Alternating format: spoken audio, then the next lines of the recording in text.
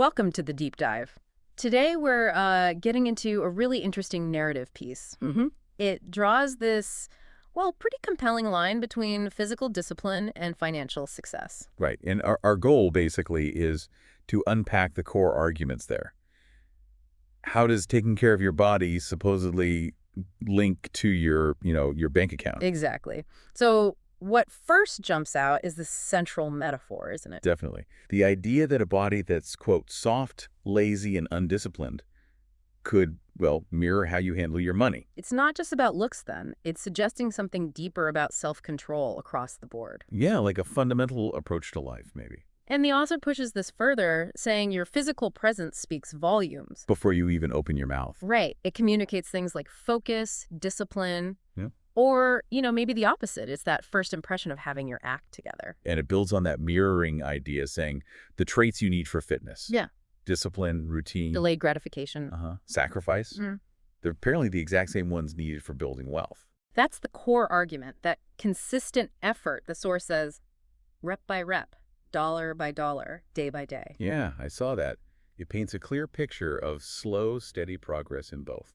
It makes you think, too, about those stories you hear. Successful people, CEOs, millionaires. Always getting up early to exercise. Exactly. And the piece suggests it's not vanity.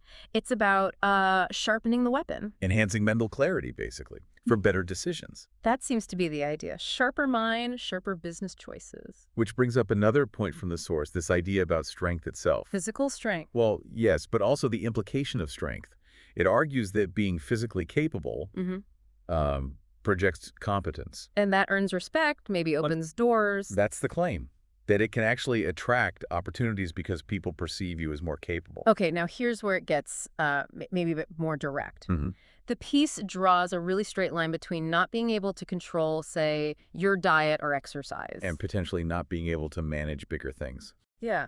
Like running a business or handling your finances properly. There's that stark quote. Oh, the weak men make weak decisions. One. That's the one. It really hammers home this idea of self-control being foundational. It's provocative, for sure.